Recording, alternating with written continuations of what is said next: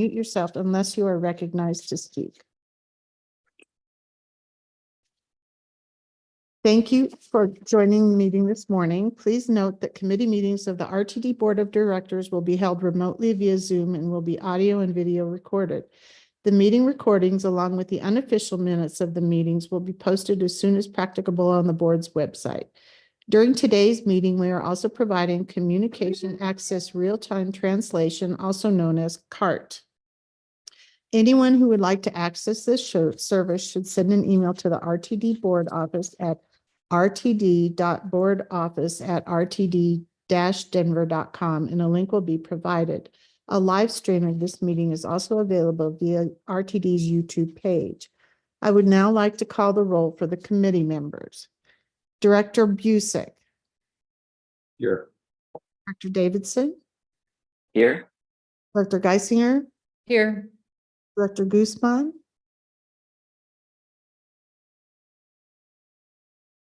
Director Rosenthal. Present. Director Tisdale. Present. I am the chair, Peggy Catlin, and I am here. I also note for the record that Director Jamie Lewis has joined us. Am I missing any directors? Okay. Board Office Manager Kroll, would you please let me know if Michael Guzman joins us later on? I would like to open public comment to anyone who would like to address the committee regarding any topic listed in the published meeting agenda for the current and immediately preceding month. If you wish to speak and have not already done so, please either raise your virtual hand or press *9 on your phone. During this time, the committee will not offer any direct comments or responses. However, if you would like to be contacted regarding your public comment, please email the RTD board office at rtd.boardoffice@rtd-denver.com. Are there any hands raised? Director Catlin, at this time, I do not see anyone present who has raised their hand in indication that they would like to provide public comment. I do want to note also that Director Guzman has arrived. Welcome, Director Guzman. Hi, everybody. Sorry, I was having some technical difficulty. Good morning. Oh, so did the chair. So we cut it down to the wire. Mr. Kroll, did we receive any email comments for today's meeting? Committee Chair Catlin, there were no emailed comments for today's meeting. Thank you. So we will close the public comment period at this time. There are no recommended actions at this month's meeting, but we have quite a bit of discussion item to go through. What we're going to do today is to discuss progress made on our agency performance dashboard as well as the metrics. We have a presentation that our GM CEO, Deborah Johnson, Executive Business Partner John McKay, and I will share before we jump into the broader conversation. I'm going to hand the floor over to GM CEO Johnson in a minute, but first want to thank Board Chair Eric Davidson, who has continued to contribute significantly to this work. Thank you, Chair Davidson. And with that, I believe John McKay has the presentation, and I'll ask him to put it up now. And once that is up, I'll ask GM CEO Johnson to take the floor. But as Mr. McKay is putting up the presentation, many of at the last meeting, many of you saw a spreadsheet that Director Davidson and I had worked on that aligned a lot of the questions that we had on the left vertical axis, and then followed by some metrics. And GM CEO Johnson and Executive Business Partner John McKay have worked really hard with their staff to come up with a dashboard model and a metric that really aligns the strategic goals and priorities with operational metrics and then more strategic metrics. So, John, are you able to get this presentation up? I believe it's broadcasting right now. No, it's not. We can't see it. Oh, that's interesting. How about now? Yes, there we are, John. Thank you very kindly.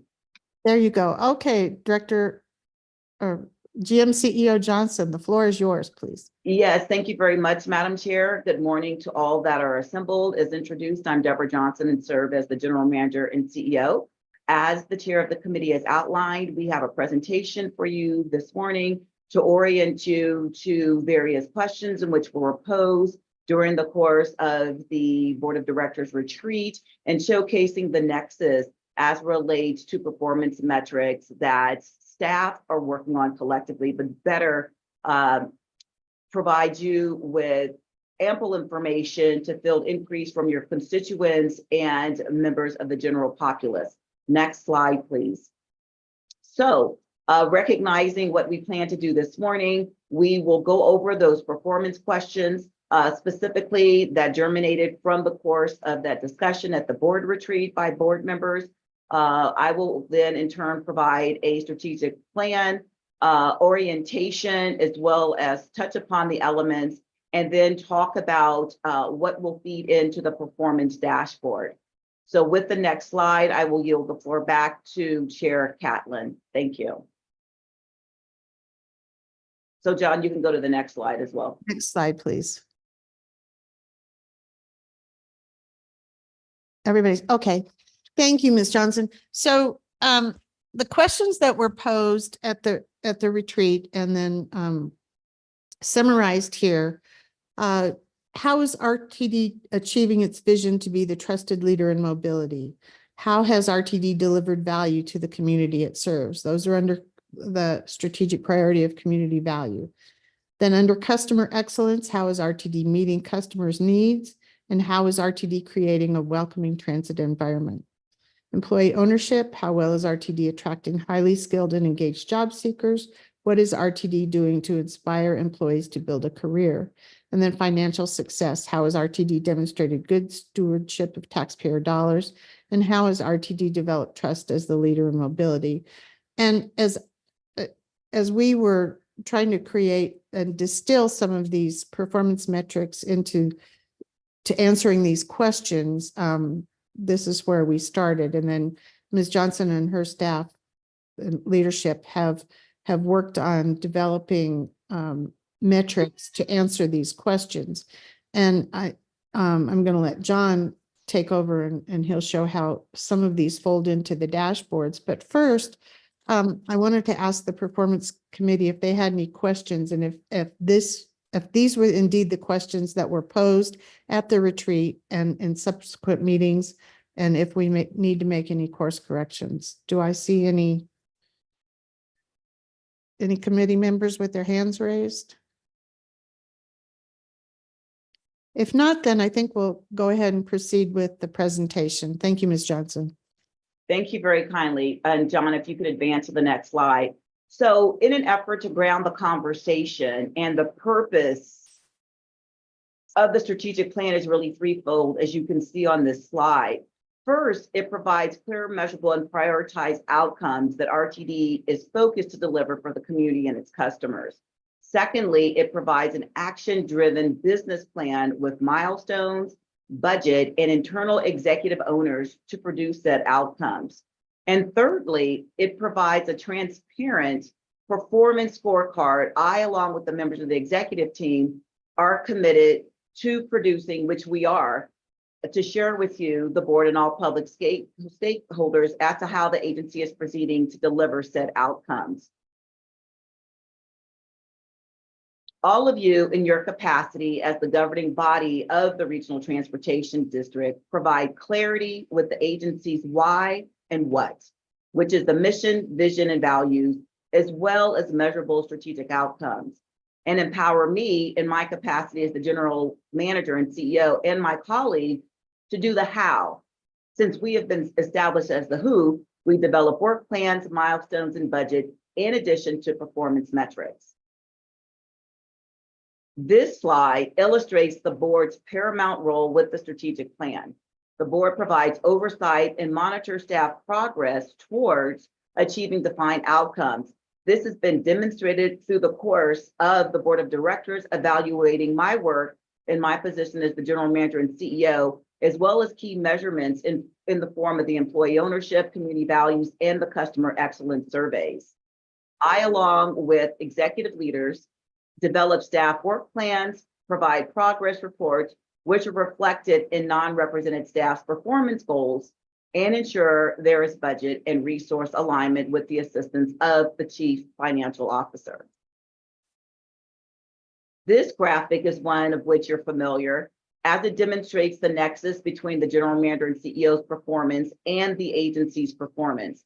Specifically, under the current framework, I, in my capacity as the general manager CEO, is assessed using the agency values, the GM CEO's job description, as well as the short-term SMART goals. SMART being specific, measurable, attainable, realistic, and time-bound goals, which are based currently on the strategic initiatives of Back to Basics, People Power, and Welcoming Transit Environment, which I will touch on further in just a moment. And finally, the GM CEO's performance measured by progress toward the overarching success outcomes by way of agency performance metrics. Referring back to the diagram on page 7 that depicts the who, the what, the why, and the how with respect to the strategic plan, the strategic plan priorities are the what, meaning what the agency strives to achieve. The strategic priorities were developed collectively among the board and staff and serve as the functional pillars to plan, develop, evaluate, and measure RTD's overall performance. And specifically, I'm going to take a moment to read these into the record. Community value. Chair Catlin made reference to this relative to the questions that the board members posed during the course of the strategic planning workshop of the board. But as we define community value, it's that RTD strives to be a strong community partner, providing value to our customers as well as to the broader Denver metro region. Customer excellence. RTD strives to consistently deliver high quality customer service. Employee ownership. As we all know, we are people moving people. And so to put a finer point on it, RTD seeks to attract and retain. And the emphasis quite naturally is on the retention aspect of a highly skilled and engaged workforce. And then financial success, recognizing that we all have a role as being good fiduciaries. RTD takes very seriously the management of all financial resources, which I believe we can collectively rally around recognizing our current bond ratings and things of the like. Moving on to the next slide, please. So the 2023-2024 strategic initiatives are tied to the strategic priorities and reflect a renewed collective focus to deliver meaningful progress toward established success outcomes. Now, these were collectively agreed upon by the leadership team and management team as a result of survey feedback. Moreover, recognizing the strategic plan is for 5 years, I, along with staff, are being intentional in listening to the opinions, perceptions, and attitudes of survey respondents. Simply put, it's a plan, do, check, act cycle. As I previously referenced, these initiatives have been interwoven into the fiscal year 2024 budget, as well as work plans created by employees throughout the agency. So lastly, depicted here are the performance metrics captured in the agency scorecard that are included in the printed copy of the strategic plan on pages 20 and 21. This conversation, let me be clear, this conversation will inform impending updates because no updates have been made at this juncture. So transitioning, I now want to talk about these disparate elements of the strategic plan and how they all come together to form a cohesive whole. So this slide will be used to orient you on the performance metrics assessed by staff. So together they inform the strategic priorities. The success outcomes are the goalposts used to determine whether the agency, as well as I in my capacity of the general manager and CEO position, has performed as intended. So as you can clearly see, with the dark blue circle, we have the strategic initiative. And then the definition of success, you add that together with the performance metric that then ties into the strategic plan that equates the success outcomes. So those are the critical elements of the plan. I can recall vividly when the discussion ensued at the board retreat where questions were posed. Are these questions replacing the strategic plan, and how might these metrics or KPIs be interwoven into what we're doing. We're not throwing the baby out with the bathwater. We're showing collectively how they are interwoven into the strategic plan. So as we advance to the next slide, I will walk you through the questions that you saw from Director Catlin in slide 4 and showcase how the various elements feed into that. So with the question posed, how is RTD achieving its vision to be the trusted leader in mobility? So as we look at the strategic initiative of people power, which is one of the 3 initiatives that basically we're honing in on, recognizing the importance of attracting and retaining talent in a competitive market. How we defined our work plan in that element is to train a minimum of 400 managers and supervisors. When we talk about training a minimum of 400 management and supervisors, we want to ensure, based upon feedback that we were able to garner from the employee survey, that our colleagues have the tools and the resources that they need to do their job and deliver their performance at an optimal level. So recognizing the performance metric tied into the community survey is the community perception of equity. And that ties into RTD strives to be a stronger community partner, providing value to customers as well as to the broader Denver metro region while sustaining planet Earth. And keeping in mind that the success outcome would be establishing a baseline for the community value index and increase it by 5%. Now, keeping in mind, this is what was, and nothing has been modified relative to the strategic plan since you adopted that back in August of 2021. Proceeding to the next slide, utilizing the Welcoming Transit Environment Strategic Initiative, and then asking the question, how is RTD creating a welcoming transit environment, going back to the board's questions? So recognizing that one of the critical measurements as the definition of success here is decrease Group A crime by 3%. Now, when we talk about Group A crime, that source is the Association of State Uniform Crime Reporting Progress. So we can bring up the list, but for all intents and purposes, it's assaults and things like that that may be happening on the system.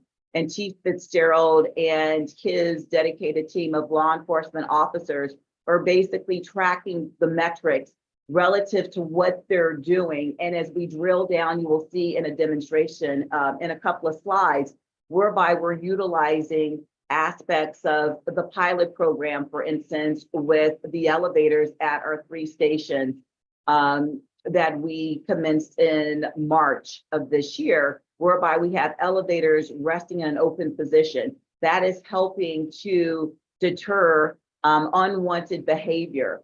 Additionally, as we use data points as relates to the as we use the Transit Watch app, as Director Tisdale likes to say, if you use that, you will never ride alone. Those are data points to inform where we are collectively. And the performance metric is the overall satisfaction with the bus and rail service that feeds in to the strategic priority of RTD strives to consistently deliver high quality customer service that then basically equates to increasing the Net Promoter Score by 5%. Going on to the next slide, once again, leveraging the strategic initiative People Power, the question posed is how well is RTD attracting highly skilled and engaged job seekers? As we define what it is that we're doing within the strategic initiative, implement an e-skills program for skill evaluation efficiency. So e-skills, quite naturally, electronic skills, basically what we're trying to do is ensure that our employees basically have the tools in order to be successful. Utilizing these programs, we can then double back and assess the efficiency and efficacy of said programs. And then basically performance metric is based upon the employee composite index score when we're posing specific questions to employees that are working currently at RTD. Do you have the tools and resources needed to do your job? And then basically that feeds in once again to the red circle there. RTD seeks to attract and retain a highly skilled workforce. And then basically it feeds into the increase in employee Net Promoter Score by 5%. So rounding out with the question of has RTD demonstrated good stewardship of taxpayer dollars? leveraging back to basics of the strategic initiative as we define that element of our metrics, demonstrating a commitment to infrastructure, i.e. looking at the performance metric about budget variability as we drill down when we're committed to infrastructure and we're not appending our schedules because we're doing isolated repairs on our rail alignment. We basically are leveraging our taxpayer dollars in a much more fiscally prudent way. And that lends itself to the red circle of our takes very seriously the management of all financial resources, equating to the success outcome of community sees value in RTD spending.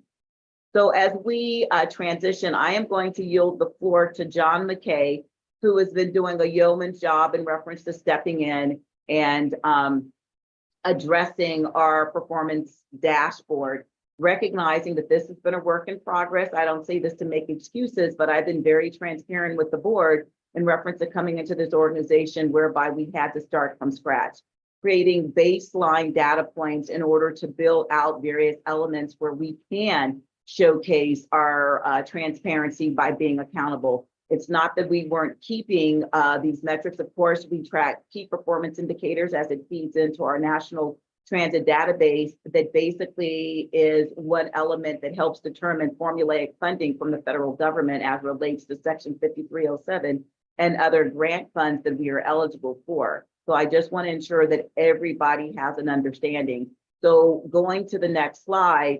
Excuse me, Ms. Johnson, if I might just pause right here Sure and thing. ask the committee members if they have any questions about what you've presented and the organization of the strategic priorities, the strategic initiatives, how they answer the question.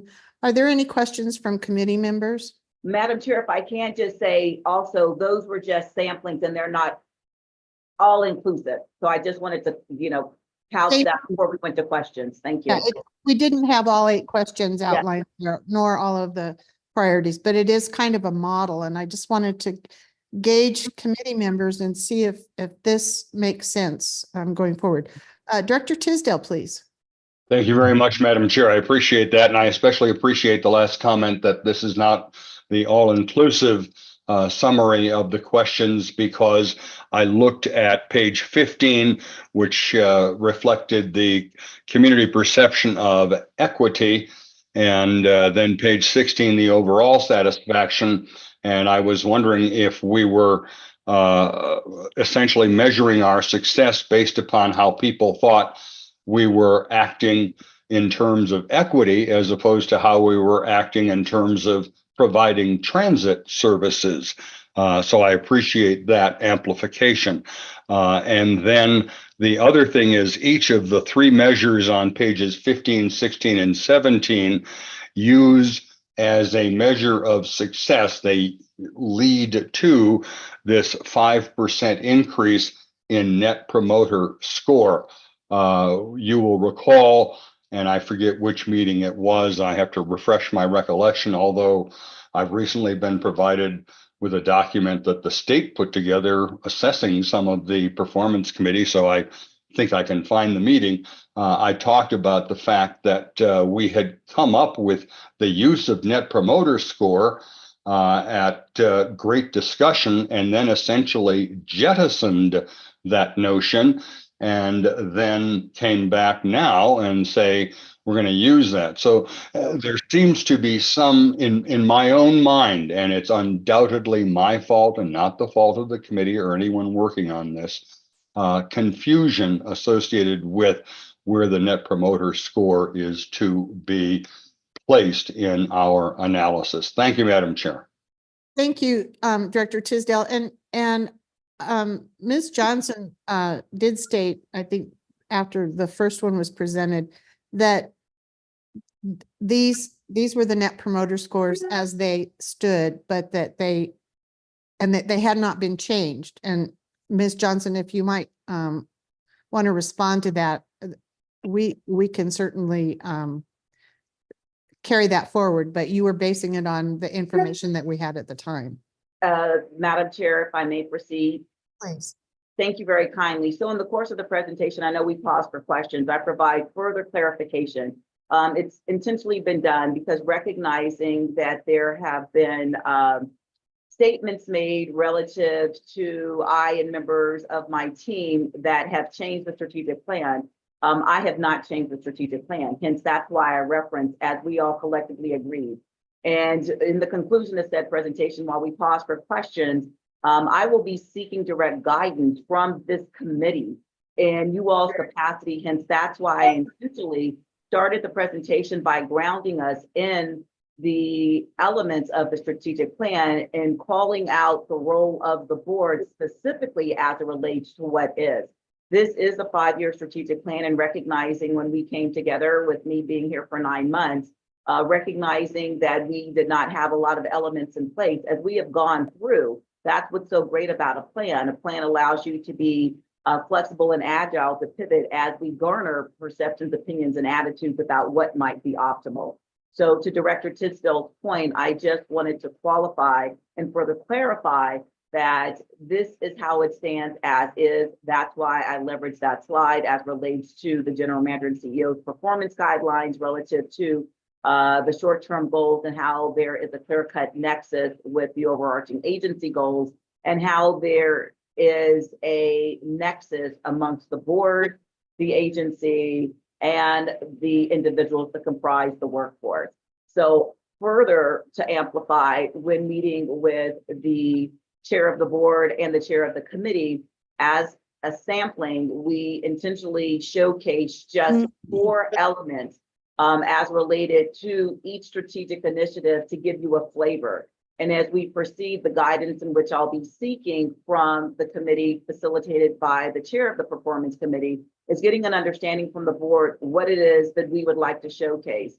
Recognizing that you will see a demonstration of the performance dashboard. There is a myriad of information in the course of a meeting that we would have, be it monthly, bi-monthly, or whatever this committee deems to be most appropriate, whereby we would not go through each performance metric as there wouldn't be fodder to yield itself to be productive in ensuring that there is a collective understanding of progress being made. So with that, I will yield the floor back to the chair. Thank you very kindly for the opportunity to expound upon what the intent of this presentation actually is. Thank you, Ms. Johnson. Director Tisdale, did that answer your question? Director Tisdale? Yes, thank you. It's difficult to move the cursor between the screens. Yes, it does. Thank you. Thank you very much. I see Director Lewis's hand is raised, but if I might first call on committee members, I'd like to call on Second Vice Chair Geisinger. Thank you. Good morning. I have several questions, but I want to mostly wait until we've seen the rest of the presentation. But just to make sure I understand that, I think, Peggy, you said something about this as Net Promoter Score as they exist. Are we doing the Net Promoter Score surveying this year as we've done in the past? Ms. Johnson? Yes. So recognizing that we do have surveys that we are leveraging. We just completed our employee survey. And basically, there's a couple ways to look at it. Yes, we are surveying and we can garner from that a Net Promoter Score as well as satisfaction with the community. Hence, as I shared, I know we paused for questions, but I put out a call to action to the board at the completion.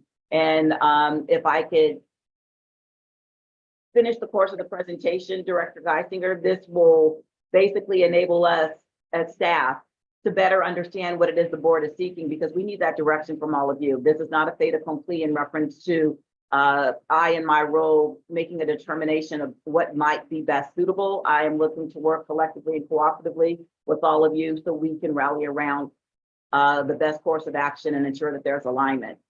Great, thanks. You're welcome. Thank you, Ms. Johnson, and thank you, Director Geisinger. And I think perhaps as we go through the presentation, there might, some of your questions may be answered. I really just wanted to gauge the board's impression of the organization of the questions and strategic priorities, strategic initiatives, and moving forward. Is this a graphic representation that works for the board? And that's really kind of why I paused for questions right now. but it might be better if we moved through the rest of the presentation and some other questions might be answered. Would that be helpful, Director Geisinger? You're on mute. Yes, thanks. Okay, thank you. Director Lewis, keeping that in mind, I'll go ahead and yield the floor to you. Yeah, just a comment. And again, I apologize because I know coming in February, you guys have done a lot of work with this, but to me, success should always end up with the words increased ridership. I mean, this is what RTD is about. I'll give the analogy. It's like a brand new department store. You go in, the floors are clean, the bathrooms are clean, the racks are full of product. The employees are fantastic, but yet there's nobody at the door. And I just feel that's where we're at as RTDs. We're not increasing the ridership. So I just felt like there needs to be said there has to be a nexus between all these efforts has to end with the expression equals increased ridership. So I just wanted to say that, and maybe it's out of line, but I just had to give that input to you from my perspective. Thank you, Director Lewis. Ms. Johnson, would you like to reply? I would. Thank you very kindly. And thank you very much, Director Lewis. I appreciate your input. There's a couple of things I just want to share, and I do recognize that you have come in February, and something that I have been firm with. If transit agencies solely relied upon ridership data, then most transit agencies would be failing collectively. There's a myriad of different elements as we talk about ridership, because we can increase ridership by making our system entirely free, but would that garner the results that we needed to see? So collectively, there are various inputs relative to increasing volume of usage of our system. And in doing so, to the analogy that you raised, there are various throughputs. And ultimately, through the promotion of our system, by having folks that would recommend this system, will net increased ridership potentially. So as we go through the presentation, there's additional slides that will feed into that. And once again, to amplify the point, I am seeking guidance from this policy body relative to what that may look like, because just saying increased ridership, I think oftentimes within the transit industry, folks that are less familiar with the interworkings of delivering transit services rely upon that. And I want to respectfully say, I think there's a multitude of different elements that feed into that collectively. And that's what we're trying to showcase here this morning. So with that, thank you so much for your comment. I just wanted to provide a little more color to that. Thank you. Thank you. I don't see any other hands raised in the queue. So Ms. Johnson, did you want to turn this back over to Mr. McKay? Yeah, so Mr. McKay will go through a quick demonstration, and then he'll yield the floor back to me so we can complete the presentation. Thank you very kindly. John, please proceed. Thank you very much. I'm John McKay, Executive Business Partner, and the cat's already in the bag here. This is the performance dashboard as it looks today.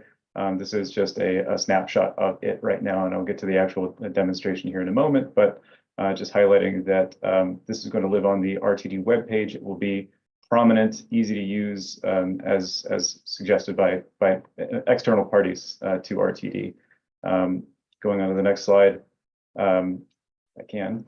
So this is just a snapshot of what this will look like. And I do want to note that that web traffic, most of web traffic comes from mobile devices. So we do have to make sure that whatever program we use, whatever dashboard we use, has to be compatible on mobile devices, because that's the bulk of what we see here. So I would like to give a shout out to the teams who've been working on this, including IT and the communications and engagement digital team staff, and of course the performance analysts who are putting this together. I do want to highlight that the data right now, so the data that will be populating the dashboard itself, lives with staff. So this is a live updatable database here. It is not a static CSV file or Excel file or something like that. This is going to be live data that will be published regularly as often as is needed to support the data. And with that, let me pull up the here, if you can see my screen, if you can just confirm that it's here. Okay, so this is the dashboard. This is not on the website just yet. This is not live, but we expect that it should be live in the coming weeks here. As I noted, that each of these big headings here, there are reports that are embedded down below, and these are just samples for right now. But there are toggles to show the data that's associated with this. So right now, staff is providing some of the descriptors of what this data means. That's going on in the background right now.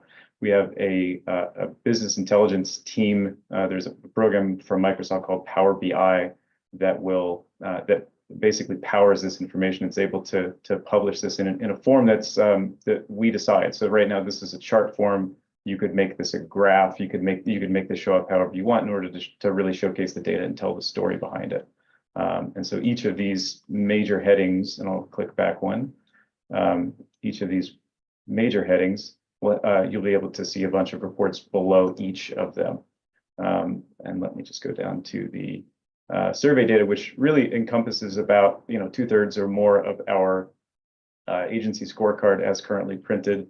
And so this is an important source of data for everyone. And these are the presentations as given in October of 2023, rather than having people know exactly which meeting that these occurred in and having to navigate to them to dig page after page in order to find these. These are front and center on RTD's website. So let me navigate away from here. And as I said, these data are being currently populated right now. This is a very flexible format. Tiles can be added to this as necessary for performance information, financial performance information rather. The budget could be linked here. The monthly financial statements that currently appear in the board briefing documents can show up here. I anticipate that to happen, as well as people power statistics. All again, front and center in a one-stop shop that's available to the public at any time.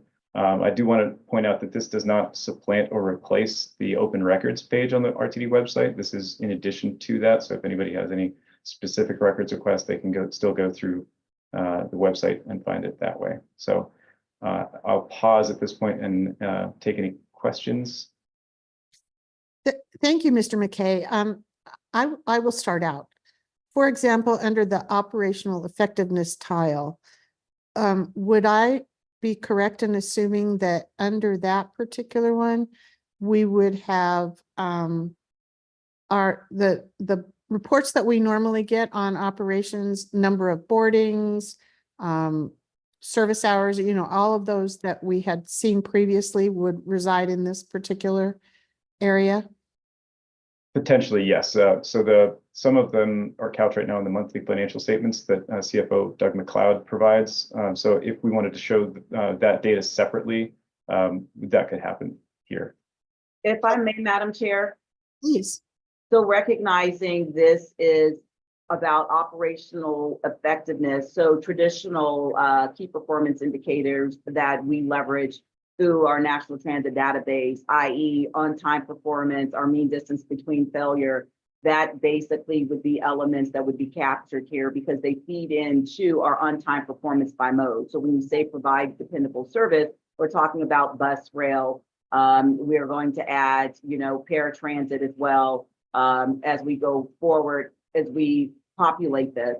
And recognizing percent boarding change by mode. There is a nexus to finance, and as we define this going forward, because we need to ensure that we're capturing it in the appropriate place. But as I said before, delivering transit services and trying to provide information to a general populace that may not understand the effect of it relative to most of the monies that come out of the transit agency in reference to operating costs are basically embedded in the schedule because we're talking about revenue cost per hour. That's critically important. So we will shore up where it best suits. And it could be some redundancy as well as we go forward. And as I shared, once we go through the presentation, I am going to be asking for some guidance from this body in reference to feedback and things of the like, and I'm really getting ahead of myself, but want to ensure that this is an area where we want feedback as we have certain KPIs that we have for the betterment of service delivery and all support functions therein. We want to ensure that we are providing information that is useful, that feeds into the ultimate aspect of what our core business is, which is transit service delivery. Thank you. Thank you, Ms. Johnson. And you actually answered my question with regard to your comment about redundancy, that you can cross-pollinate some of these data into different tiles or into different questions. So that answered my question. I see Director Tisdale's hand is raised. The floor. Sir. Thank you very much, Madam Chair. Just to confirm your point, these data already exist.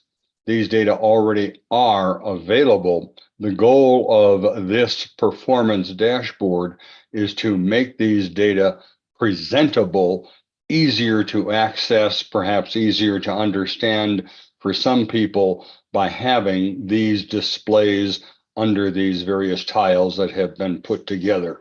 I think that's a fair summation. Am I correct? Madam Chair, if I may. Please. That is correct, Director Tisdale. We didn't just whip this up yesterday. These have always been in existence, and we want to ensure that they're in a place that's easily accessible, and we're not pulling out Excel spreadsheets and doing this, that, and the other. So thank you very much, sir. Thank you, Director Tisdale, and thank you for succinctly summing up the intent of this. I wanted to point out that this dashboard, as it's evolving, is definitely answering or addressing the accountability committee's request that we provide a dashboard. So just wanted to point that out. Are there any other questions from directors regarding what Mr. McKay has presented so far? Okay, if not, then go ahead and proceed, Mr. McKay. So that's the bulk of the presentation at this point. As I said, this is expected to go live in its current form within the next couple of weeks once we have descriptors for all of the data here, and it will be available on the website. There is, as I mentioned before, there's an opportunity to add to this based on financial information, other dashboard or scorecard metrics that need to be populated here. And as the scorecard morphs, so too can the dashboard morph. And with that, I will go back to the presentation unless there are any further questions. I just want to share, if I may, Madam Chair, that this will be evergreen quite naturally. With anything, when you put forward, data, there could be elements whereby we receive feedback about how we can enhance. And so that is something that I want to note as we go forward. And we would share that with the board quite naturally. The feedback could come from all of you. The feedback could come from the general public. Recognizing we would assess the feasibility of that. And so I just wanted to qualify that once we put this up, it's not as if it's going to stay as is. We pride ourselves on being evergreen, so we want to continuously grow. Thank you. And I appreciate that you said that any material changes to this would certainly come before the board. And I appreciate that. There might be some technical corrections that really wouldn't affect the outcome so much that could probably be done administratively. And this committee's job then is to take this information and glean from it what we will, those elements that will be used in our performance evaluation of the agency and then subsequently the GMCEO. Am I correct? If I may. Please. So when the board renders some alignment relative to what that may be, yes, agency performance metrics collectively. So that gets toward the end of the presentation. Okay, I got ahead of it. Thank you. Proceed, please. You're welcome. Next slide, John. Thank you so much. So looking back at the questions Committee Chair Catlin referenced earlier, the performance dashboard is a tool that this committee can use to answer these big picture questions of just how the agency is doing in these areas. So it also serves as a one-stop shop of agency performance data, as we just showcased, an easy-to-use reference library for interested jurisdictional partners, stakeholders, and members of the public. So transitioning now to the next slide, I want to highlight that this dashboard, as you heard from Mr. McKay, is a work in progress. To paraphrase a somewhat tired expression, staff is trying to lay the track as we're operating the train. And so the purpose of the next few slides is to orient you on how staff has approached creating the framework for the dashboard and a starting point that can be morphed over time. So much of the data, as indicated in the previous discussion, routinely has been collected, and currently the agenda packets and the monthly board briefing documents, such as our people power stats, OTP on-time performance measures, financial reports, and other such data. As Director Tisdale so eloquently stated, what we're trying to do is now have something live, front and center in an easy to use manner. And so you can see how y'all were still in my thunder because I was getting to this. So recognizing that the operational considerations, which are depicted with the dark blue heading and categories seen here are based upon metrics currently measured via the agency's scorecards depicted in the strategic plan. So just to walk you through with community value.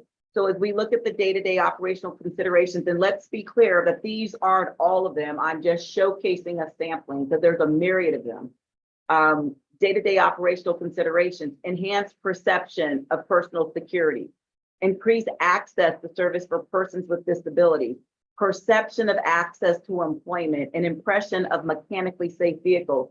This feeds into the strategic considerations relative to where the board is coming from, relative to the questions posed, i.e. the perception of value provided, community net promoter score, community perception of equity, and partnership engagement. So to really reiterate the point, there are certain data points that feed into the enhanced perception, and that's what members of my team collectively do on a day-to-day basis relative to what we're doing from an operational vantage point to deliver service. And this comes full circle in reference to Director Lewis's comment about we should be increasing ridership.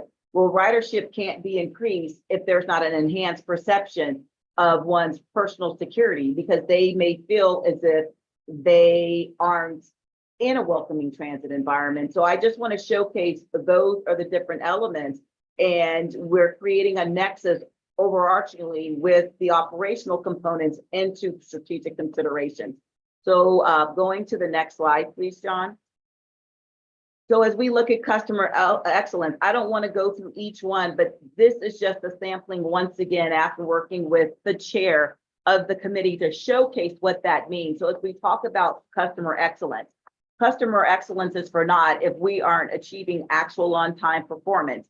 If the customer's impression of personal security on vehicles is not there, or the customer impression of personal security at stops and stations, and the system reliability and the mechanical safety of vehicles, because there's a difference as we delve in and we ask questions of our community as well as customers, that personal security is different than safety. And as we look at mechanical safety, but all that feeds into the customer satisfaction from a strategic vantage point with this board. Going on to the next slide, as I said, I won't read through each and every one, but just to put it another way, as we look at the employee ownership, the elements on the left in blue give an insight into the performance on more of a granular staff level. So here, employees understand their role in organizational success.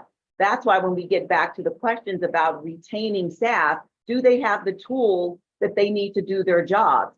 All of these basically build upon one another. The psychological safety within a work environment, and for those that aren't familiar with psychological safety, as an employee, can I come into this space and basically ask questions and not be retaliated against? Am I treated as an ultimate professional? Or people leveraging the values of respect? And so psychological safety is very important for all of us here. And that feeds into one's perception of how they're going to rate the agency as an employee. If they're discounted and people are talking to them as if they have a tail, then that's not going to be for the betterment of somebody actually wanting to stay here and work. And that includes all levels within the organization. Getting more specifically to the professional development opportunities. If I am hiring staff and I am not training them or providing them with the competencies in which they need to do their job successfully, then that's not going to yield a good return on investment. Because if we don't have employees that are comprising the workforce that are delivering services that we would equate to be achieving customer excellence, then to the point that Director Lewis raised, we will not be garnering additional customers and increasing our customer base. And so basically, this just gives you some elements, and I'm not going to read them all to you, but this is where the elements on the right give a broader view of the agency's performance as a whole. So transitioning to the next slide, once again, financial success. Suffice it to say that staff will be tracking and measuring all of the scorecard metrics in addition to the other dashboard elements. But as we talk about the day-to-day operational considerations, right?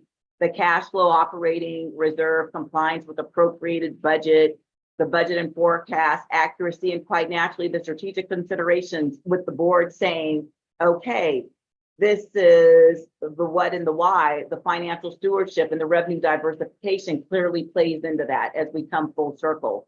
So if you advance to the next slide, John, recognizing, to recap, as we talk about the potential performance dashboard categories and reflecting back with the questions that were posed, these are the strategic considerations reflected in the right-hand column in the previous slides I just showcased that were designated in red with the strategic consideration.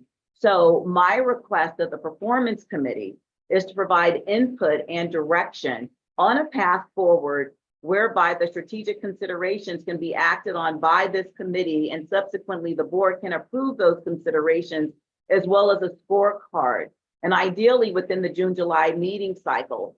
Hence, I will yield the floor to the chair to facilitate a discussion, and you all can discern the best path forward relative to what that may be and what it is relative to a timeline, because this will inform how we go about populating the dashboard and things of the like, and then feeding into that agency performance holistically.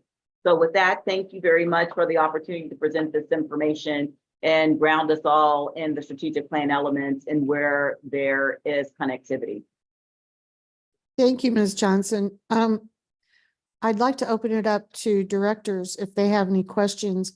I'm assuming, Mr. McKay, that we may want to point back to certain slides within the presentation as we pose our questions. I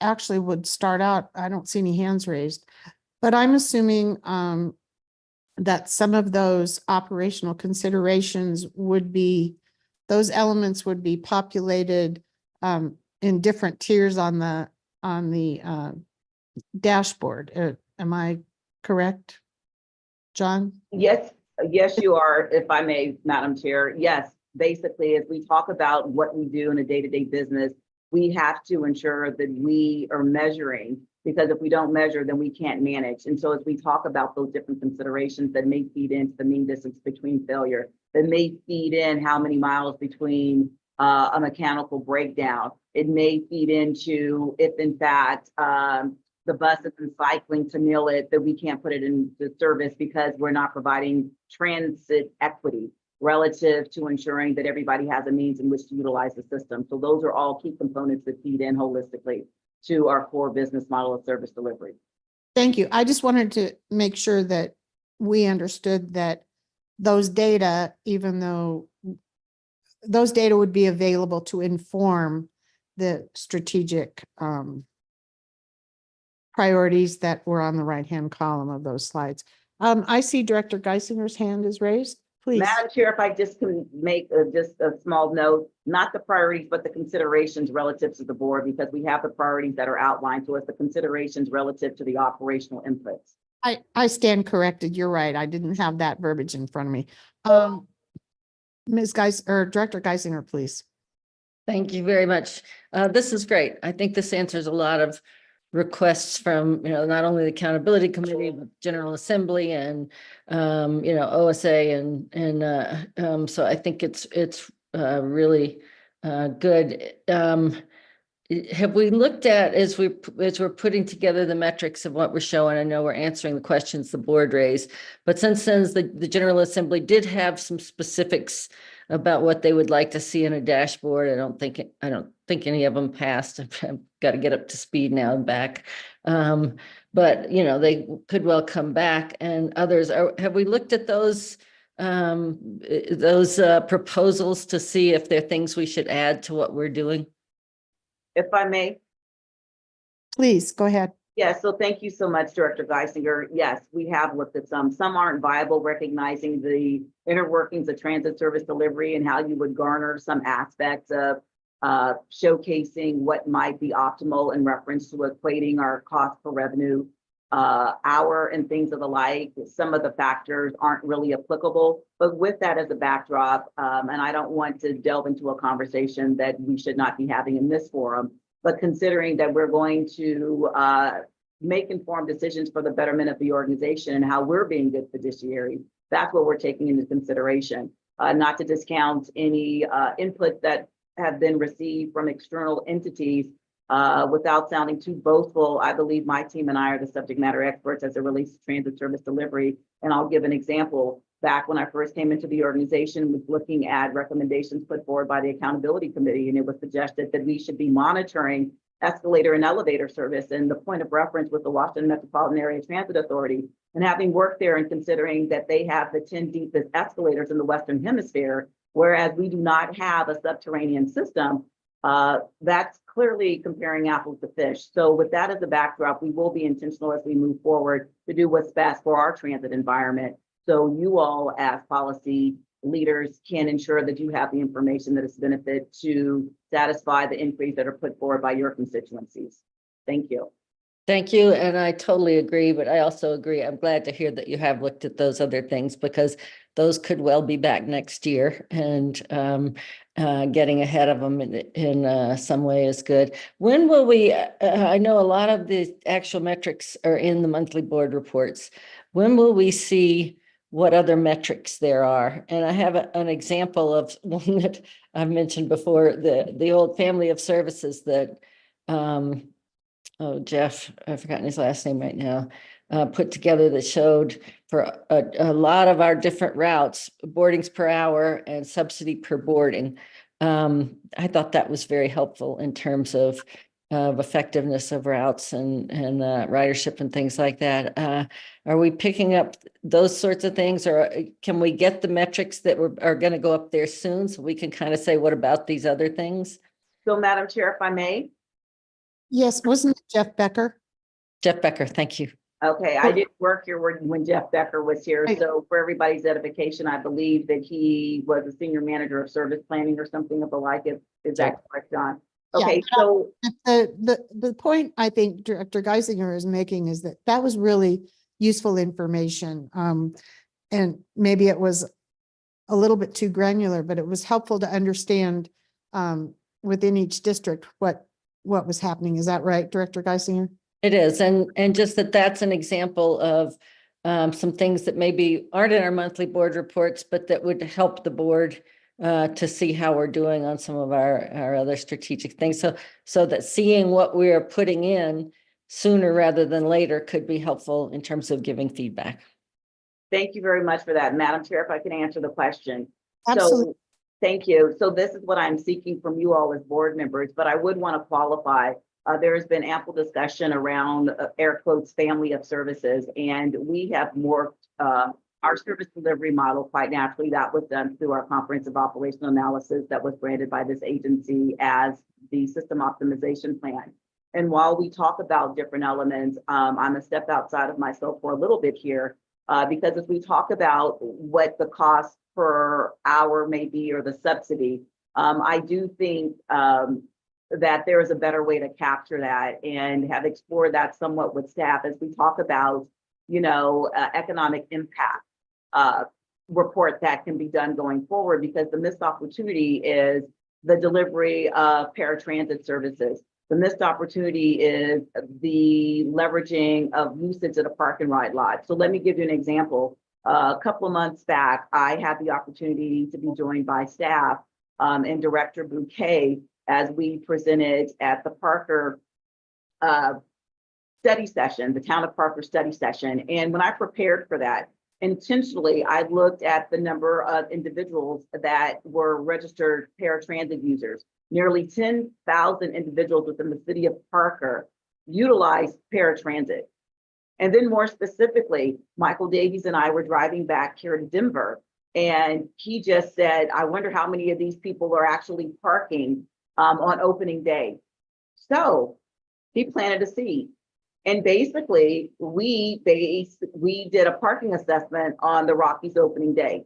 Can I tell you, at the park and ride lot, the largest proportion of individuals were registered in the town of Parker. So when we talk about what kind of services that we're delivering, there's a missed opportunity when you don't capture paratransit and when you don't capture park and ride lot facilities, because that's expensive to deliver for the agency. So I'm just using that as an example, but we're going to look holistically, because as we go forward, an economic impact report would be quite useful, because it delves into the indirect and the direct benefits from the regional transportation district, not only within the region, but the state and the nation as a whole. And I have seen some success with that at different agencies in which I work, where we leverage that. So I don't want to get ahead of myself, but wanted you all to know, as we look at all these different elements, that that's something that we have done. And CFO McLeod has reached out to the Leeds School of Business to see what might we be doing in that realm with them, considering that they already give us a forecast relative to our revenues and things of the like, sales and use tax. Thank you. That was more than you asked for, but I thought I needed to provide that context just so you understand that we're not just stepping back saying this is what we used to do, recognizing that was eons ago, but we have to be flexible and agile. Not to say that that's not valuable, but I think there's elements in which we can enhance going forward to really showcase a much more robust illustration of the value that RTD provides to not only the community, but to the state and to the nation as a whole in reference to transit, because it is an economic driver, as we clearly saw during the course of the pandemic, recognizing we were moving critical people to get to their jobs to keep the economy afloat. Thanks. Great, thanks. And I think those are great examples. I guess I'm just wondering, I was giving examples of some other metrics that we have done, and you've given some here with how much parking there is on opening day. Just, I'd like to see what the metrics are going into the dashboard. I guess before it's all a final product is the request. So thank you. I'm sorry to make it a dialogue. I apologize, but I want to say most definitely that's why the board would have to vote on the scorecard as we went forward. So that's what I was trying to put forward. If it wasn't clear, then I'm restating it as we go forward, because I was starting by grounding, saying that there's two entities in all of this, i.e. I with members of my team, my colleagues, and then the board as a policymakers. So we need to ensure that there's alignment, and putting a final amplification on the point where people have been purporting that things have been changed and the board wasn't involved. That's not true. Okay, thank you. I'm going to quit for now. I might have a couple more questions, but I'll see other hands. Thank you, Director Geisinger, and thank you, Ms. Johnson, for amplifying. And what I'm hearing is that a lot of these data that we had seen in the past are being repackaged and to provide more meaningful information rather than just data. I wanted to circle back to something Director Geisinger said, and that was with regard to requests made by the General Assembly and also the Accountability Committee. And Ms. Johnson, you alluded to the fact that some of those data are not necessarily industry best practices or whatever. But I'm suggesting that if we just don't dismiss some of those out of hand, but that we provide a fairly good explanation as to why that particular request may not be beneficial or relevant. So I just wanted to make sure that we Madam Chair, of course, and as we did with the Accountability Committee when we provided responses, perhaps Some weren't well received, but we did outline as to the genesis of why that would not be a prudent course of action. And as I said, I want to be careful about having this discussion, but recognizing that we would do the same going forward. And whether or not entities appreciated or agreed, that would be what would happen, and we would not just blindly turn an eye and not address whatever inquiry came from whatever entity. Thank you. Thank you. I just wanted to avoid the term yes, but, so, moving on, Director Rosenthal, please. Thank you, Madam Chair, and thank you, General Manager and CEO, for all your work, especially noticing the wonderful presentation and walkthrough yesterday, and for not just ourselves, but also the community that got some good press. So good job on that. And so actually two questions. One related to sort of this dashboard, and I know it's easy to drill down on sort of just that one issue, but it also raises sort of a question building on what sort of you and Director Geisinger were mentioning, is how do we compare what we're doing and sort of how we sort of gauge your performance relative to other transit agencies. And I know that's very dangerous because, you know, not everybody is, we're very different, obviously, from others. And that goes to sort of the dashboard issue, which is, you know, we can look at some of this data, we can look at it over time, but how do we relate to other agencies? And especially it was mentioned the legislature and, you know, data they're looking at, and they're throwing around, well, look at APTA, look at, you know, some of the averages, you know, like how many board members, things like that. And so what I'm curious about is there a way that we can compare our data with sort of a standard with, you know, with like top 5 agencies that we're similar to, so that we can say, well, we are better in these regards, we're not as good as in these regards. And does that also inform your performance? So I know that's a lot I'm throwing out there, but to summarize, you know, how can we compare RTD, our performance as an agency, with other like similar agencies, maybe data we get from APTA, and how does that inform your performance as well? Hopefully I'm clear. Before you guys dialogue, if I might, and I would like you to do that. Right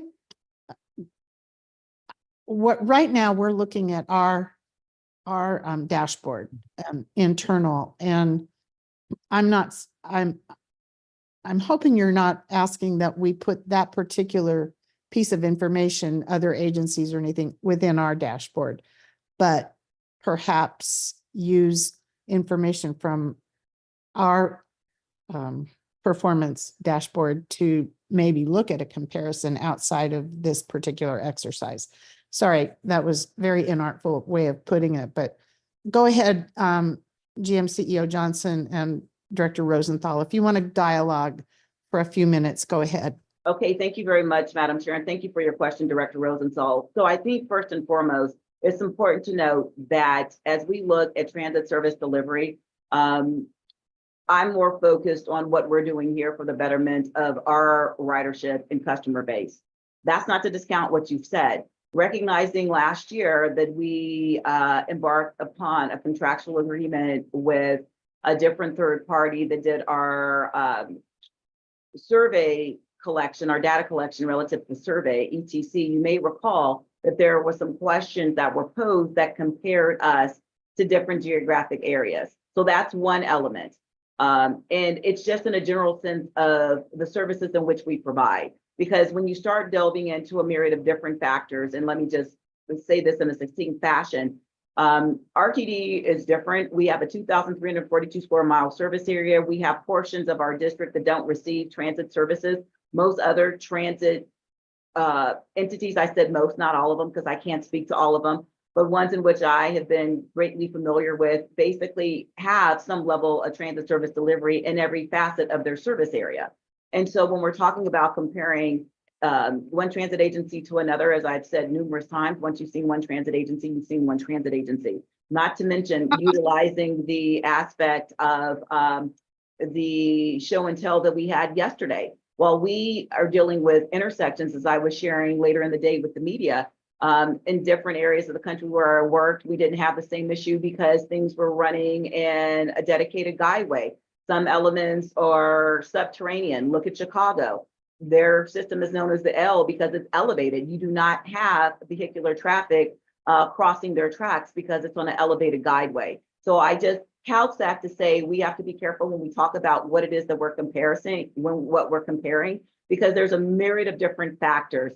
When you think about, I came here and somebody said, oh my gosh, you came from this area that was smaller. Okay, so what? We provided more service because it's a more densely populated area. So when I was at the city and county of San Francisco, 49 square miles, but on a daily basis, we were moving, this was back about 10 years ago, we were moving about 1 million people a day. But you would think 49 square miles versus 2,342 square miles, whole different setup, whole different aspect. One other element that we've been part of, and John can speak to this because he's going to participate in a session in the very near weeks, is a national aspect called TransDash, whereby we have been working in partner with a myriad of different transit agencies across the country that have been convened by a third party. This was introduced at APTA as well, where we're utilizing comparative data to try to garner a better understanding of like the economic impact.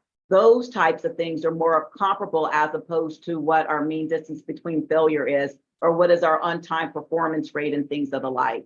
So as relates to how I'm performing, I would encourage individuals to look at me in this operating environment in alignment with the goals that you have set for me, because showcasing what somebody else may be doing in a different geographic region, whereby there's 20 plus other agencies feeding into it, really isn't a fair comparison of my leadership abilities, nor the capability of the agency as a whole, with all the contributors being the dynamic individuals that comprise this agency. So with that, John, would you want to just quickly highlight the aspects of TransDash and ETC and what we're doing with surveying questions and things of the like?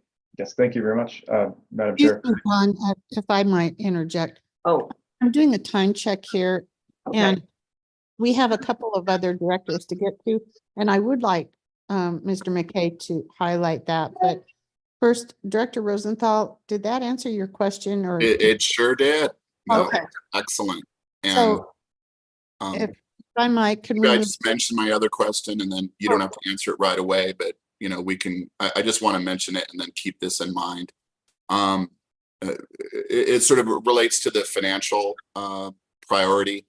And, certainly as I'm in community and we're hearing more and more as an agency, folks who are, rightfully, giving us input and feedback on how to conduct our financial practices and decisions. And I even heard from a legislator who told me like, well, you're not a profitable agency. You're not supposed to be. So why don't you go deeper into debt and, offer more services and purchase more of these types of equipment and that kind of, concerns me but also it relates to the performance of the general manager in that we do have this priority. And I would just like to hear more at some point about drilling down about what does financial success really truly mean, and why is it so important that we, as the general manager and Mr. McLeod and their team has done, increased our credit rating, increased our financial standing. Obviously, it's short, medium term. We have Tabor issues, et cetera. But the point is, this financial picture, I think, is really key, and I'd like to discuss it more in the future. And that's all I have for now. Thanks. Thank you, Mr. Director Rosenthal. So we can park that issue, I guess, till a subsequent meeting. Excuse me, Director Guzman, please. Thank you, Madam Chair. So I need to read a line with what Deborah's question was, because maybe I didn't understand it. the request was for input and direction on a path forward whereby strategic considerations can be acted upon. What? What do you need me to tell you right now? And I've got two quick questions. There'll be a yes or no answer after that about the dashboard, but that's what I need to know so I can give you feedback. Yes, so thank you very much, Director Guzman, for the question. And working through the chair, what I would like to see from this committee is some direction relative to what we showcase. If there's different elements that we want, I would ask after we conclude the discussion, when might the next meeting be? How can we package this in such a way that committee members feel comfortable with what's being posed? We could bring something back, showcase what's in the dashboard. So I didn't want to make it seem as if I was orchestrating the conversation, but collectively, that's what I'm seeking. So there is alignment.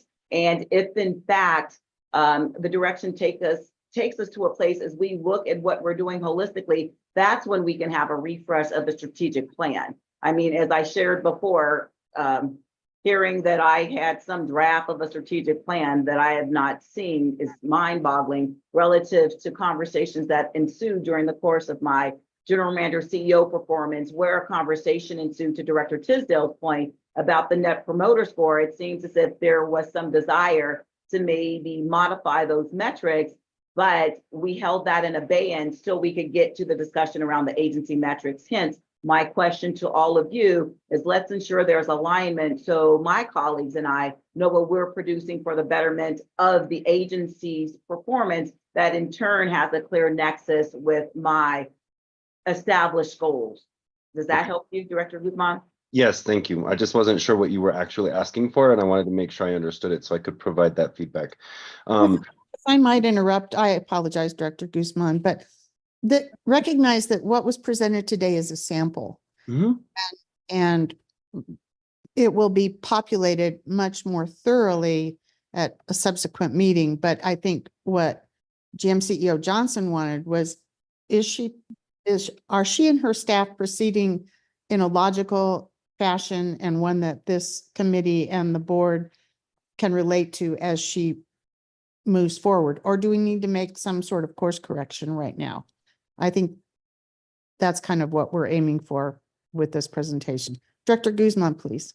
So I'm looking at our strategic plan and the scorecards while we're having this conversation, and that's where I got confused. Like, am I supposed to just go through and randomly pick one? Are we going to have a conversation about this?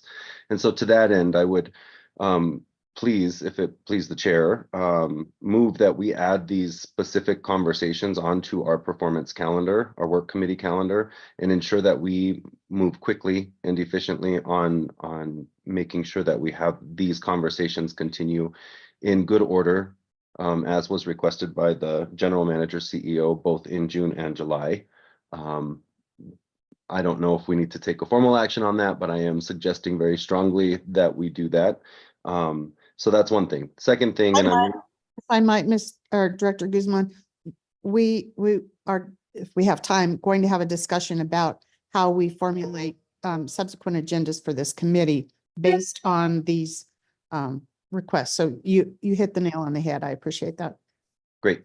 I'm grateful that Director Tisdale is here because we're on finance, talking about the financial piece. I'll just take this one quick moment to say, I really do think that we need to look at the economic impact reporting process and work on that with Mr. McLeod and with Deborah Johnson. I think that's a better way to proceed. We are data rich. We are info rich. Our data informs our info. Our info should inform the public. However, we have a lot of room for improvement as an agency and a board about how we tell our story. And I think we're going in the right direction, but there's more to be done there. And so I'm excited to hear that from you, Ms. Johnson. Finally, super easy question.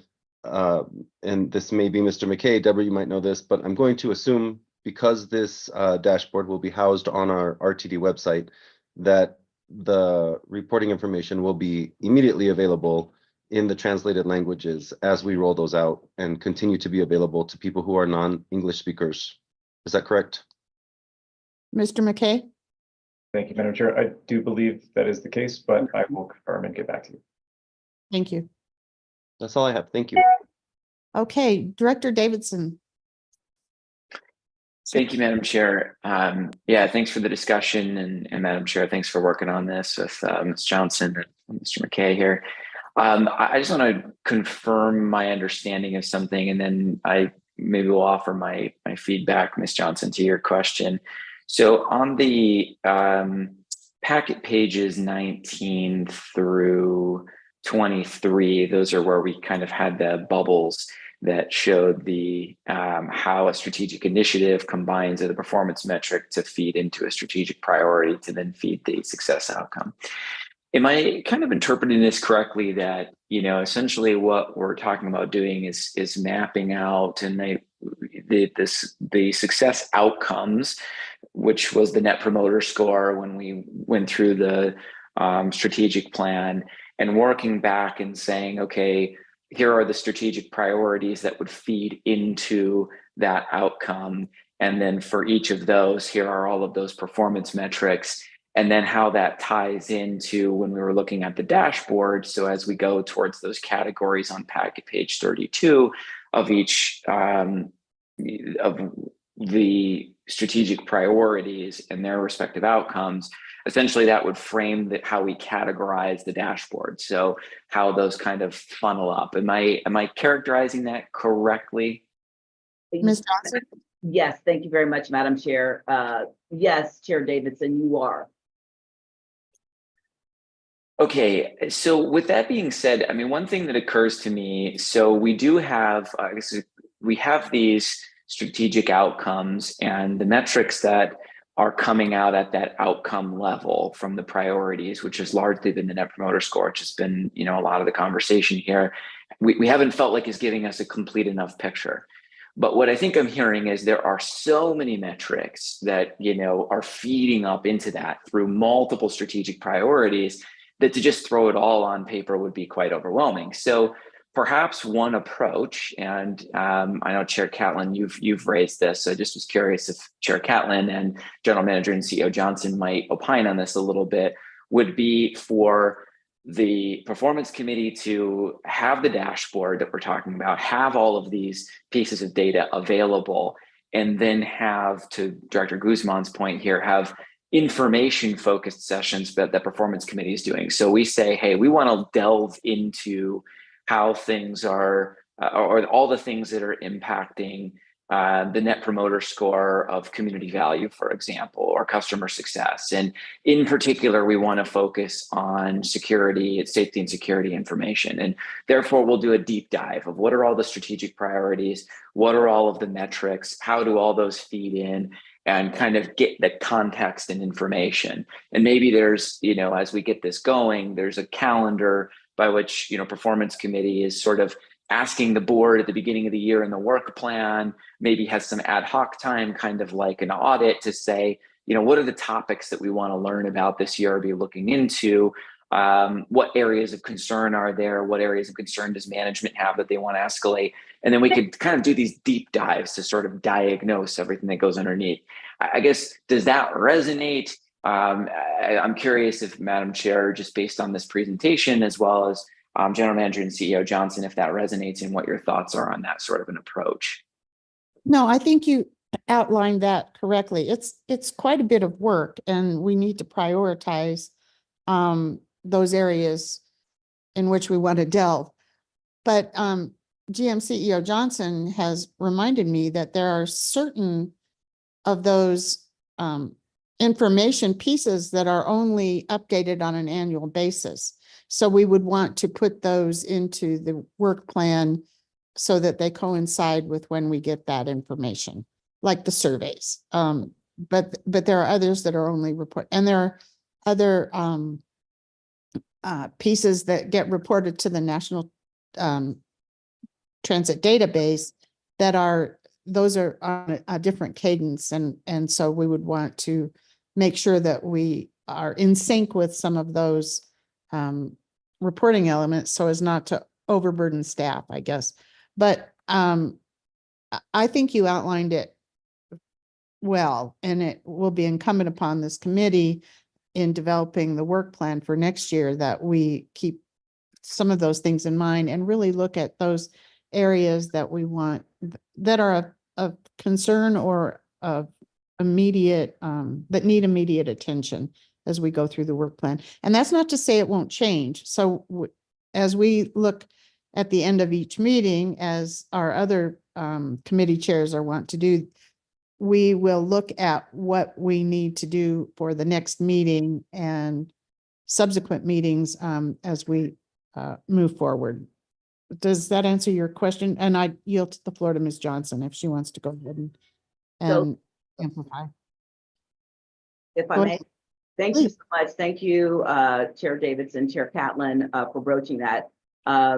So I would say yes to the question that Chair Davidson raised relative to doing a deeper dive in meetings. Yes, we can do that. However, I'm still sort of in the midst of a conundrum in reference to what it is that we will be doing going forward. And let me give an example. So recognizing Director Guzman referenced the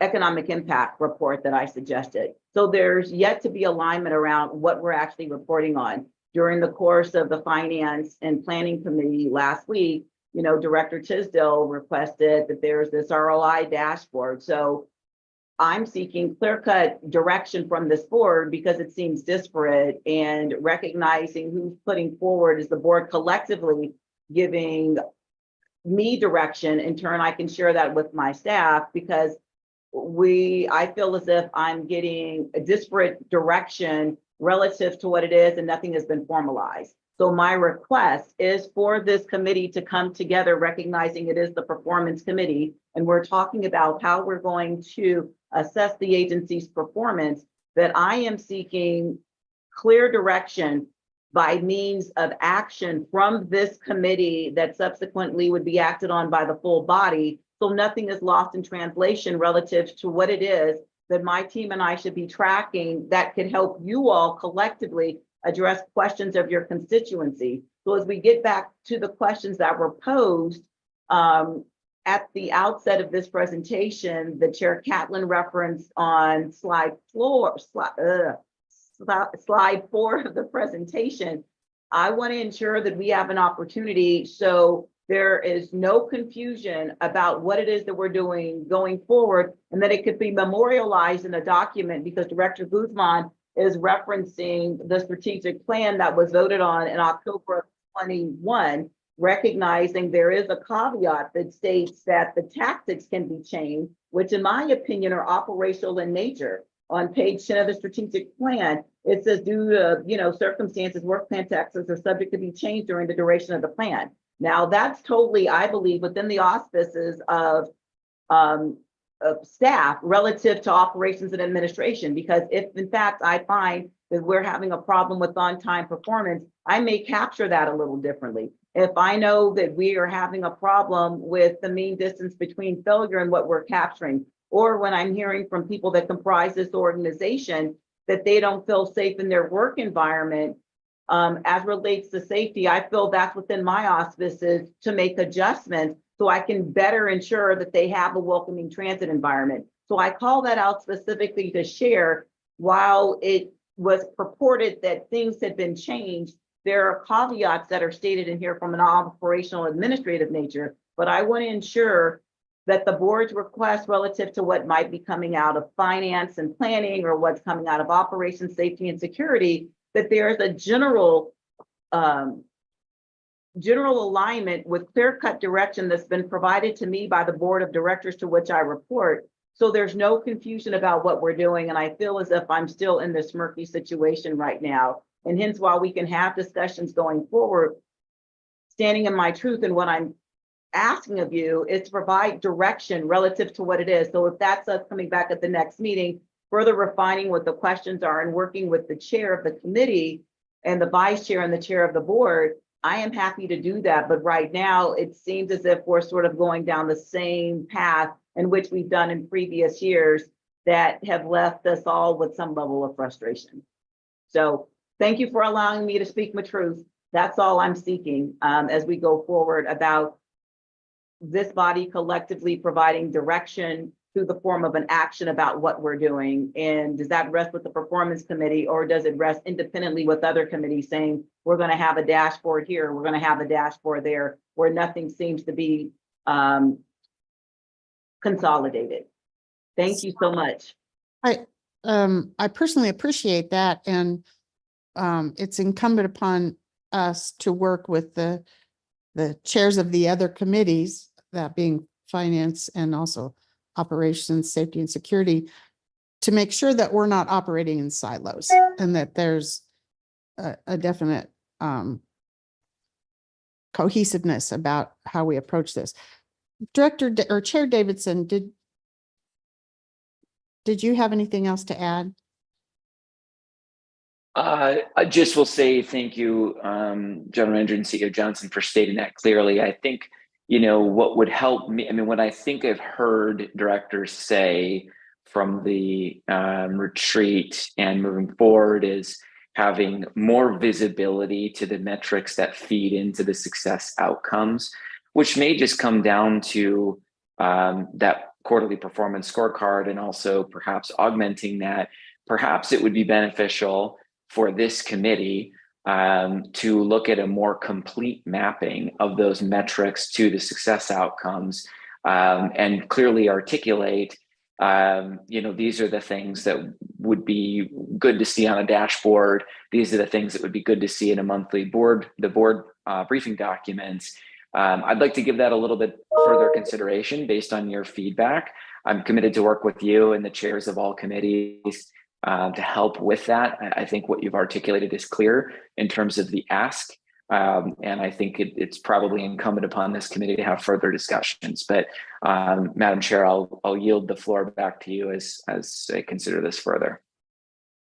Thank you. And we can dialogue about that too. And harking back to my statement that this is a sampling, and I wanted to see if this model was something that this committee felt was useful, so that we can, as Chair Davidson suggests, populate these success outcomes a little bit further. But is this pointed in the right direction? And that was really what I wanted to ask this committee today. I see a thumbs up from Director Guzman, and a thumbs up from Rosenthal. So would you be able, GM CEO Johnson, to proceed to amplify this particular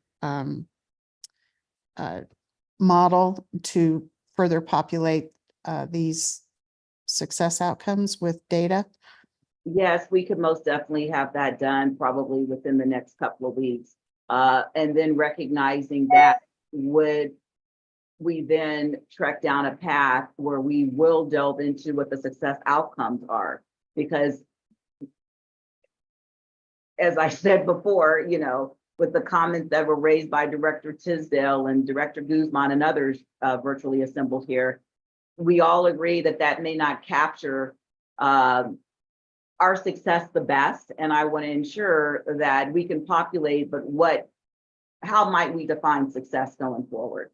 And that's something that I believe the board, I know the board needs to act upon, because that will change the trajectory of the strategic plan.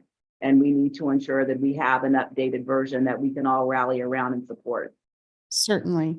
Thank you. Director Tisdale, please. Thank you very much, Madam Chair. Because the dashboard item regarding return on investment has been discussed a number of times in the past, and because it comes up in the context of the Finance and Planning Committee, I feel I should respond to that, because I do empathize with GM CEO Johnson relative to the potential of being peppered from all sides with, well, we're measuring this, now can we measure this? Now can we add this to the dashboard? And that is frustrating.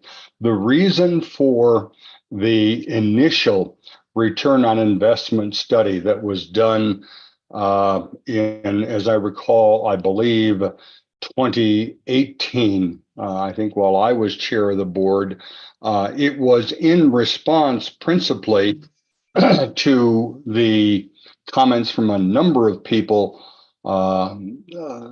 throughout the district, but in one particular area, without naming names, Boulder, the idea is that it is, as much as anything, a politically necessary item in our dashboard. It is something, and I see disagreement there, but I have to tell you that we exist as a political entity, and we are elected leaders who respond to voters. And if you ignore the cries of voters, you do so at your own risk. And I don't think that's a wise way for us to govern. And therefore, I think that responding in some meaningful manner would be helpful. And I don't think it's a horribly difficult job to do. We did it once before. You may criticize how it was done, but the answer is not to throw the baby out with the bathwater. The answer is to change the bathwater and see what you can do to make it right. And I think that we have to address that, and simply ignoring it and saying, no, we really can't do that, or we shouldn't do that, runs the risk of putting us at odds with the voters, and ultimately, therefore, at odds with the entity that created us, which is the General Assembly. Thank you. Thank you, Director Tisdale. I see John McKay's hand is raised. Would you like to clarify something or add to Thank this? you, Madam Chair. I just wanted to respond to Director Guzman's question. I did get confirmation from Chief Communications and Engagement Officer Stuart Summers that the website will be translated into, right now it's Chinese, Spanish, and Vietnamese, and I believe that Russian is being tested. I'm waiting for confirmation on that too. Excellent. Thank you for that. Are there any other comments? I appreciate GM CEO Johnson's concern about being peppered from all sides about these metrics, and this performance committee exists to synthesize all of that into one area. So I would respectfully ask of the chairs of the other committees that, as it relates to performance metrics, that we have a discussion in this body about what would benefit you as committee chairs for your respective committees in informing discussion. So Director Davidson, do you have any other thoughts as you mulled some of this today? No, not at this time. Thank you. I'll happy to dialogue. I think what would make sense to me is to see how this maps out from a matrix standpoint. So I'm happy to put my thoughts into some notes and share out with yourself and ultimately the full committee. So thank you. I agree. I just wanted to see if we were kind of on the right track. I didn't to quote Director Tisdale, they'll want to throw the baby out with the bathwater. I think that this presentation really does set a pretty good course for moving forward. And that's my general feedback. Granted that we will have to populate the data and see what really constitutes success outcomes, but I think we can proceed with the work as it's ongoing. Time check, we're already over here. I didn't know if any other directors had comments. Director Busick, you've been silent. I've been taking notes. Oh. Let's move on with our agenda then. And thank you all for the valuable dialogue. Madam Chair, if I may. Please. Yes, thank you so much as we move on with the agenda. So I'm just trying to garner a better understanding. We have a meeting that's scheduled 10 days from now on June 3rd. So what would be happening at said meeting? And that's what I'm trying to ensure, that serving in my capacity as the general manager and CEO, and clearly being the liaison to the performance committee, trying to manage expectations. So relative to this meeting date that we have, if in fact collectively we are going to delve a little deeper, should the meeting be on June 10th? Are we just going to meet and have a further discussion about what we just talked about? I want to ensure that we are being intentional and purposeful with the time that we have afforded, and that I could be better prepared to address these inquiries so we could come to some resolution about the path forward. And the critical comments that were made by Director Tisdale and the bathwater and the baby and so forth, recognizing that I put forward, a suggestion about an economic impact report, to enhance and do these various things. When will we have an opportunity to discuss what might be prudent as we go forward to memorialize? And I'm just sitting here and I'm still in this place of murkiness where I'm not clearly understanding what we're going to do on June 3rd. Thank you. Thank you. And yes, this June 3rd was scheduled to be a follow-up discussion, but we have a couple of other matters, and I'll let Board Executive Manager Kroll address that in a few minutes. But before we do that, I'd like to call on Director Geisinger. Thank you. I think the sooner we get to the specifics, the easier it will be to give feedback. And I certainly understand where you are in terms of what you want, but I think this was sort of, I think what Chair Davidson was saying as well, but if we can see what this metrics that we are looking at now and considering, and use those as a way of talking about, do we add ROI? Is it already in there? I assume ROI, you're talking about the county, who puts in what, but there were suggestions in the legislature that we should be looking at each town, and but I think I haven't been in these discussions with the chairs and Ms. Johnson, but it seems to me like the sooner we can get to specifics, the easier it will be to give guidance. Thank you. Would you like to respond to that, GMCEO Johnson? Oh, yeah, thank you for that input. Recognizing we have to populate a scorecard and today is Tuesday. I don't know how viable June 3rd would be if you're asking us at that juncture. So I know we had scheduled a meeting and then it was changed, and I'm not trying to constantly change the schedule, but perhaps we could have a discussion. Perhaps it's June 10th. I don't know. I'm just saying I want to ensure that I am providing the board with the assistance of my colleagues with information that will help you provide direction to me. And I don't know if we'll be able to do that by June 3rd, recognizing this would be a notice meeting. So that means we would have to have this out the door, next week. Thank you for that response. And I would agree that we need to make sure that this is done well, and not done quickly. So we can dialogue about that. We do have a couple of other matters that we need to talk about, but Director Davidson, I'll yield the floor to you.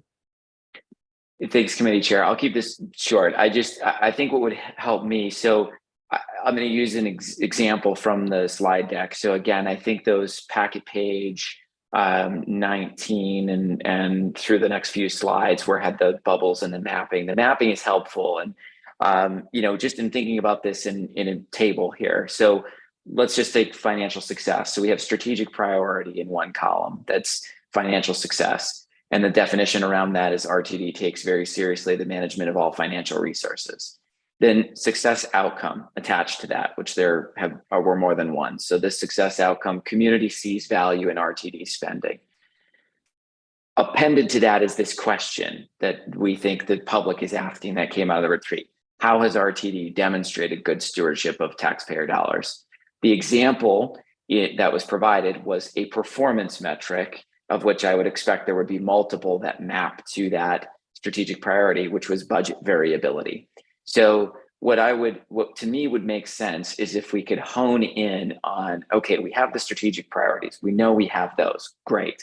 We have success outcomes. And what I was seeing in the presentation is, let's say we're committed to those because we're not changing the strategic plan right now. We'll be coming up to that soon anyway. But what we do want is to say, what are the performance metrics that feed into that outcome? Budget variability was one example.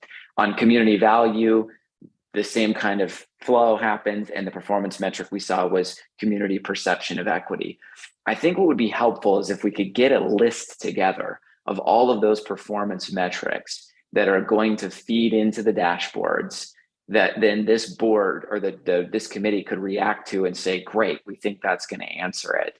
So I don't know how that resonates. I know we're tight on time, so I'm happy to work offline with that, but perhaps a material next step is to just do that mapping and identify all those performance metrics that map into the success outcomes that map into the strategic priority. Thank you, Director Davidson. And I would ask GM CEO Johnson if that is doable. I do not think that it would be doable prior to the June 3rd meeting, but we can survey and see what dates work for this committee as we move forward. Ms. Johnson, is what Director Davidson outlined something that you and your team can provide?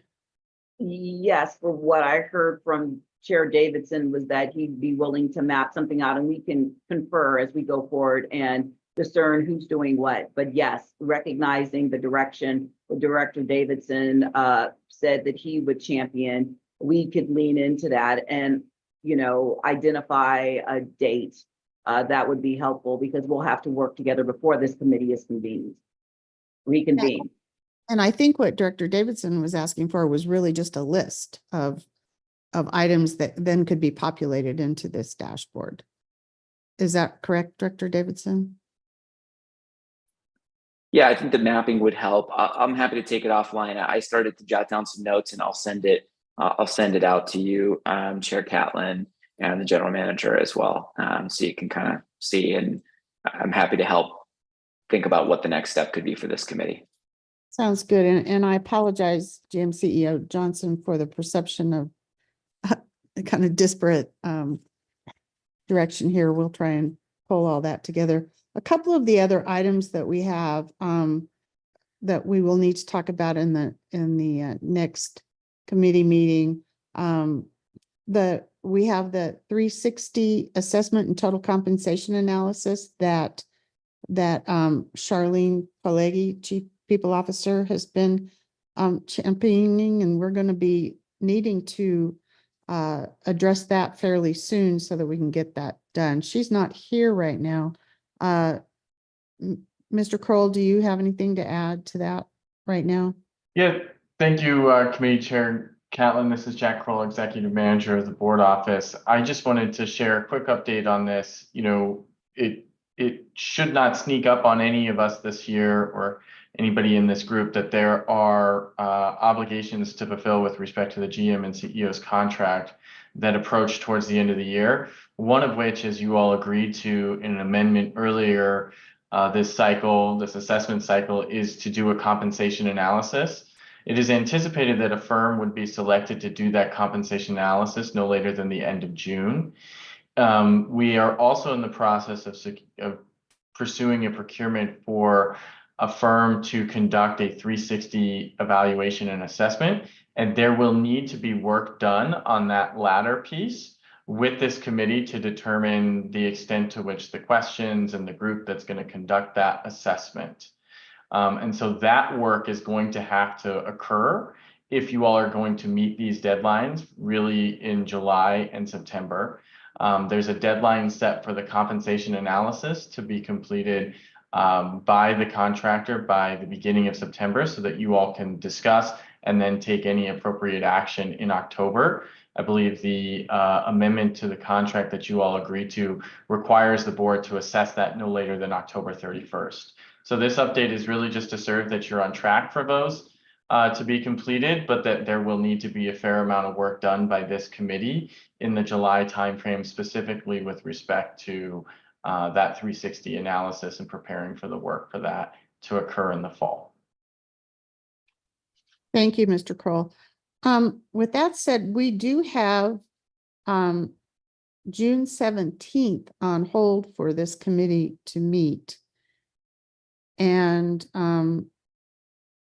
recognizing that June 3rd might not be achievable, I'm suggesting that we hold that June 17th meeting date for our next meeting to further work on this performance scorecard and dashboard. Is that something that, Ms. Johnson? Yes, I just wanted to share the committee can proceed, but I will not be available on June 17th. And I know that Mr. McKay is on some well-deserved personal time off. Okay, so I'm not sure that this committee proceeding with the work that we have started today I'm not sure that we could proceed without the benefit of your participation. Well, no, I was sharing that I can't be present, but recognizing the report that Mr. Kroll just gave, I thought that it would be germane for you all to be working on different elements. So that's why I presented that. But we could be available on June 10th instead of June 3rd. Okay, well, I think we'll work with that, those parameters. Okay. We'll take that offline then. Are there any other matters to come before this committee? And I do apologize for this going on beyond the time frame, and I definitely appreciate your patience and you're hanging on to this meeting for as long as you have. Are there any other matters before the committee? Seeing none, I have 10:22 as the time and we are adjourned. Thank you.